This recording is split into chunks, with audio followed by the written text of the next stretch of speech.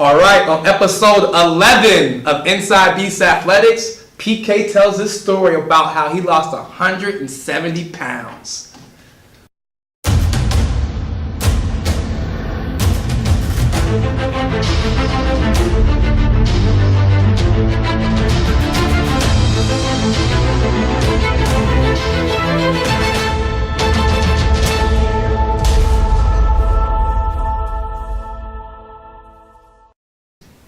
I'm Tuck Taylor. PK Seneca. This is episode 11 of Inside Beast Athletics. Welcome back. Yes. We took a brief hiatus from producing the show. Things got real busy at the gym. Hey. A lot of things has happened in the meantime. One of the things, PK is now GM of Beast Athletics. He's our first ever GM. Also, I announced maybe about 8 weeks ago that I'm writing a book. Yeah. So we have a book coming out. So more details to come on that as we get closer to the new year. So on with the show. Let's get So during our little hiatus, we got a bunch of emails and requests for PK to kind of talk about his story a little bit. PK has lost 170 pounds at Beast Athletics. So people kind of want to know how did it happen. What was your mind state? What was your mindset while you were doing it? The pictures says it all, but we want to hear it from the goat's mouth. All right. All right. So PK, how'd you do it, bro? How did I do it? So tell us a little bit about your story. All right. So of course, just starting off. Of course, starting here at Beast Athletics, like you just mentioned, I started here at 170 pounds heavier. So started here at 350 pounds. At my highest, I was 365 pounds. I know you mentioned, and I thought about it. It's a pound for per day for the year. Right? Yes. So yes. Didn't even think about that. But 165 pounds at my highest, and started here at 350 as a member.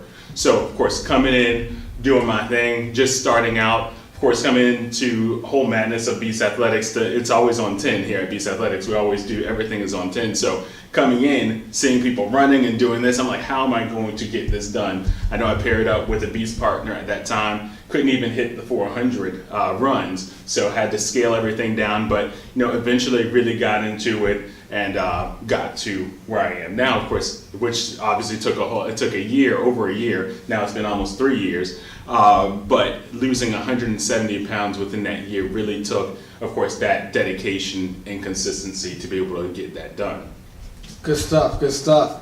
So my next question is, what was your defining moment before you came here where you were like, I gotta get my butt in shape? Yes. What was your defining moment? Usually that's one of people's first questions to me is like, what caused you to go ahead and make this change? So my whole thing is every year, everyone usually has their yearly New Year's resolution. For me, it was my birthday. Every time my birthday came, I was like, all right, I'm going to do this. And pretty much 25, 26. And as I start getting to 28, 29, I'm like, I'm not getting any younger. So I'm like, all right, so I know there's more to life than this. And also, even the small things of where, you're on an airplane, and I'm on an airplane. I remember this time on an airplane, traveling, because I used to always travel a lot for work, and having to try to sit in a economy seats. They're already small, but being 350 pounds, being heavier and bigger, it was harder and more tight, doing that. And even one defining moment for me was, I love roller coasters.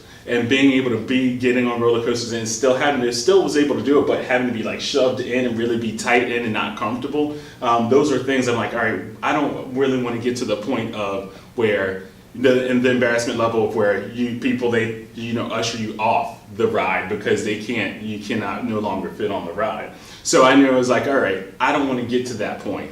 And this was a mindset of mine. I was just like, all right, it's time for me to make this change. I got to do something different. And that's what really was that time for me to just be like, all right, I'm getting older. I'm not getting any younger. For me to be able to do this, I need to go ahead and do this now. Awesome stuff. So it sounds like just being able to just function almost normally as a human being was kind of your thing. You kind of felt yourself slipping outside Definitely. of that. Nice. Not wanting to surpass that and have to go past those issues and be involved in more of the things of where it's allowed me not to participate in a normal daily activity I would like to be a part of. All right, so up until this point of this show, it kind of sounds like it was kind of easy for you to lose this weight. Yeah. What were some of the things? We know you had probably some times that were tougher than others. Some of the workouts out there were definitely tougher. Definitely probably had some temptation to kind of slip up. Yeah. What did you do to mentally stay on track during this whole process? Good question. So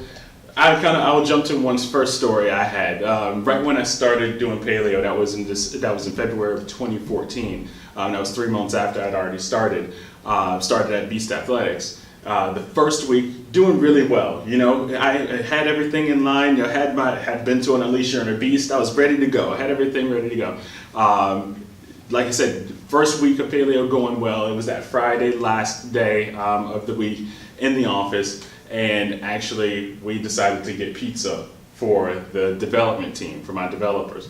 So once again, temptation being thrown there, where I'm like, all right, gotta do this. Now, I already had food prepped and ready to go because we had talked about that within the paleo challenge and different things, and having that right mindset and having those things in place. So because I had it in place, because I already was mentally prepared, I was able to oversee that temptation of the pizza there, even though, because your mind is like, oh, one slice is going to be okay, but then that'll lead to 2 and 3, and then whatever, then that leads to a cheat weekend for going in from that Friday to the Saturday. Then you're back to where you were before. So I was like, being able to be mentally prepared and have my food already prepped and ready, that mentally had me ready and physically set to go. So I was able to consume that and still be happy and satisfied, and knowing that I was still maintaining my goals of what I was planning to do. So that's one thing. Also, just once again, like I said, preparation overall. So not just only food preparation, but even just being physically ready, prepared for the gym. So I know I used to tell you, even prior to coming to Beast Athletics, when I was starting, even going to some other gyms, I would make sure the gym was between my home and my work. So then once again, it's preparing you and it's actually holding you accountable.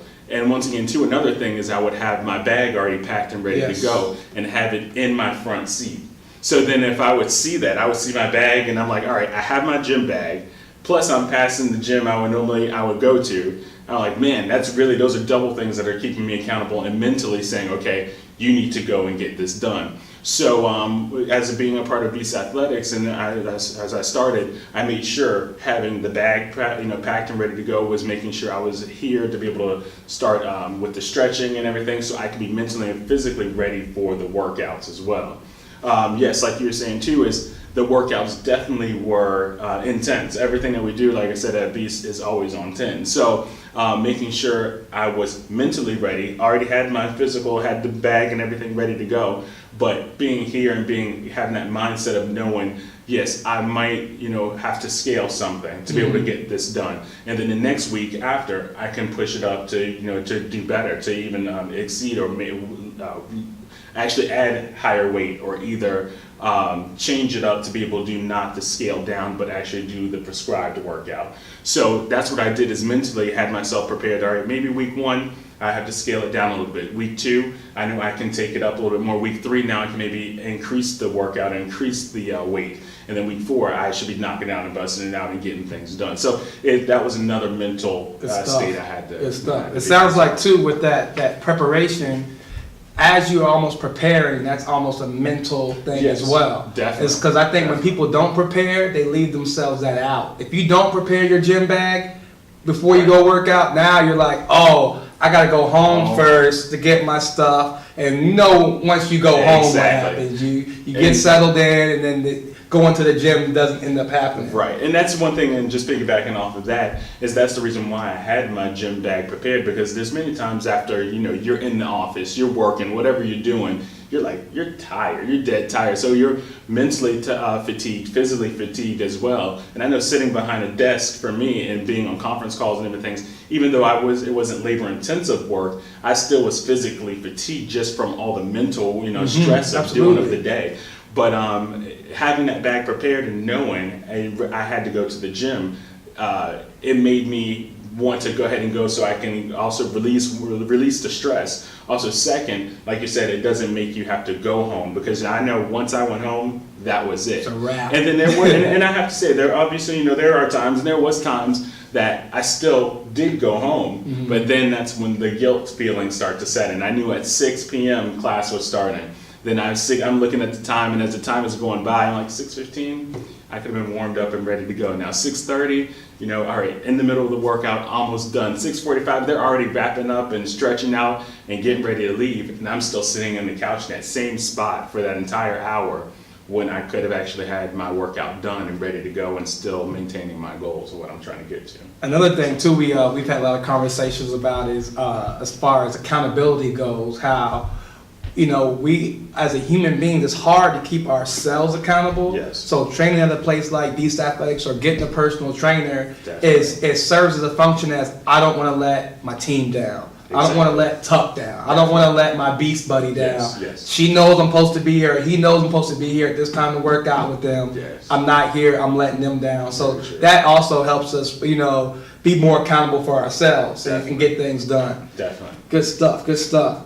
All right. Next question is one thing that I definitely compliment you on a lot, especially in like staff meetings and different stuff like that, is your growth mindset. So I mean growth mindset meaning that your ability to take criticism, take different instructions from people and actually use them to grow and know that you're not just stuck in your where you're at right now. Yes. So what you're endowed with is not what you're going to end up with. Exactly. You have an opportunity to actually grow. So talk a little bit about how having a growth mindset helped you get to where you're at right now. And the good thing you kind of touched on too is that for me, no matter what, even before, I'm always a person that I hate to be complacent. I do not like to be stuck in this one situation or staying the same for a long time.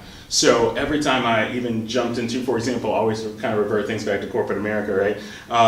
In that position, even though I got maybe a new opportunity or a new project or something, I always was looking at what's next. Right. Because it was always, I did not like to be just stuck in that same thing. So same thing with my physical exercise and actually health and nutrition. It was just, what's next? What can I do? Because I kept seeing as I'm being here and transitioning and my body's starting to change, I'm like, what next can I do for this to take place? What other thing can I throw at my body to make it change? So that was another thing, was just that growth mindset of saying, okay, well, all right.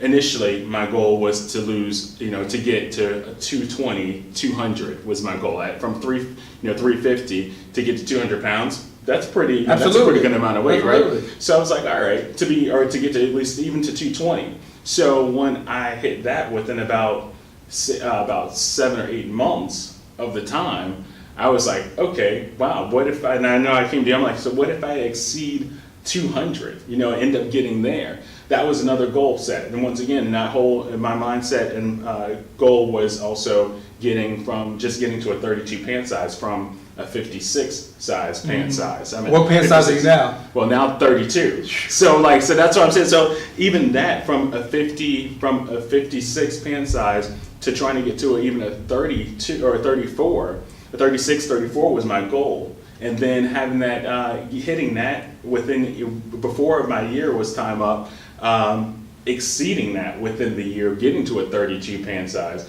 That's always that growth mindset of saying, okay, well, what's next? What can I push? How can I exceed my goal? I feel like a lot of people, when they get frustrated with themselves, because they are stagnant, they're not growing, Right. and they're not opening up their mind to growth opportunities. Right. They're almost too stuck in their own mind or too stuck in their ego to take, instruction from somebody else to better themselves, or they believe that what they've been born with, hey, I'm just supposed to be fat. Yeah. I'm just supposed to be fat. Right. But you knew that, there is a better way. You open your mind up to instruction from the coaches and, different people that were giving you instruction. And to this day, you're still awesome at that. And that's one thing that I, wish I am becoming better at that. But I definitely are, you're my example. You're my kind of inspiration for having a better growth mindset. So appreciate that, my boy. Well, thank you. Appreciate that.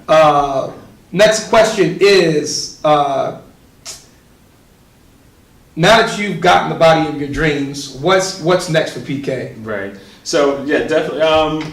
Still working on that. Still, it's always a work in progress. I always say, almost there, but not there yet. So my goal is still, of course, I know we talked about is physique competitions, right? So, and being at that elite level, and even trying to, even obtaining a pro card level, you really have to be at the top of your game. I mean, obviously, if you're going to be a pro in that, you have to have everything down, down perfectly. So. Now really pushing towards that, working and networking with different people in those industries. And that's really a goal of mine, is to really show that I went from 350 pounds, 365 pounds at my highest, to now being able to do physique competitions where I am on stage being actually judged by world-class judges and on stage with other top-notch athletes as well.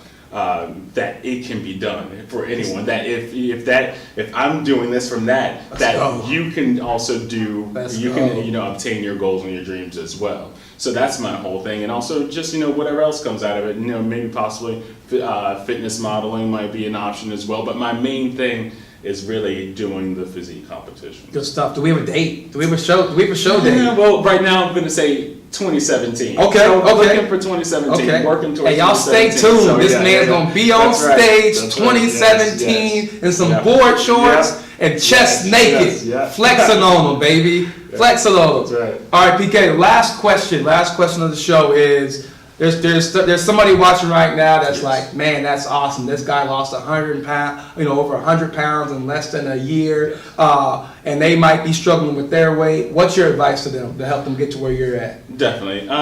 The main thing, and I know I always say this to the members, is like, because people always come up and say, what was your secret? What is it that got you to where you're at? And it's like, and I always say, and I know it might be cliche, but it's more like it's dedication and consistency. That's it. I mean, you have to be, you have to know what you are dedicated to and actually put everything into that. And then also, not just that, but you have to work the plan.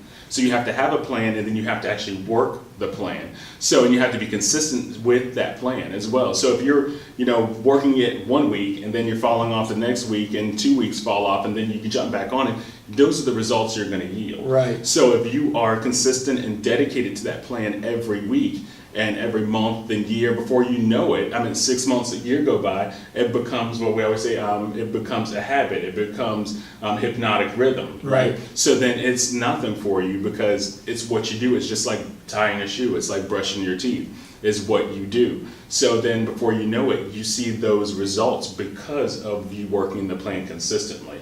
So that's what it is. It's just talk about, the main thing is making sure you take that first step. It doesn't have to be a big step, small steps, baby steps you continue to take, and you'll go a mile. So still, it doesn't mean that you have to go from what you're doing to jumping into a gym like Beast Athletics immediately, but it means like for you to take the small steps, being able to change your nutrition, change your physical exercise, and do a little bit of something. And then, So do you feel like people try to do too much at one time, and it kind of that paralysis by analysis, or they feel like they have all this work to do and they end up doing nothing? Yeah, I totally agree. Okay. I think they look at the big thing like, how can I get this done? There's so much for me to be able to do this, instead of taking it up and putting it into small manageable goals, little chunks, and just taking it that way and going about that process. It's a step, a little bit better every day. Definitely, because once we always talk about this, is you versus you. A lot of times they start looking at comparing themselves against other people and everything, but it's all about your progress. It's about your journey, so you can get to your destination. Right? Awesome stuff, man. Awesome stuff. Hey, well, just personally, I am extremely proud of you. Just knowing, the full spectrum of the story and be able to witness it firsthand. It's been awesome. I remember every time I see you, you would come in the gym like, let's take another picture. Let's take another picture, because you were literally melting away before everyone's eyes. And you've definitely been a huge inspiration to everybody in the gym. And hopefully, by getting this video out to everybody, we can reach a larger audience and we can motivate even more people using your story. Definitely, and that's the goal. That's my whole lifelong goal, is to everything I'm doing is to be able to get the story out, to help people understand that no matter what it is, they can do it too. They can, whatever their dream is, they can pursue that and obtain it. So with dedication and consistency. All right. Well, that's the show. Episode 11 and the wraps. My mind, when I'll make one of these mistakes, it would be this big drastic thing. Everybody be like, man, Tuck, you messed up. But my first year in business, I made pretty much every mistake possible to make, and it wasn't that big of a deal at the end of the day. When you have that growth mindset, that eliminates the fear of failure. Exactly. Because you know that every time that you fail, it's an opportunity for you to get better, opportunity for you to start over more intelligently and move forward.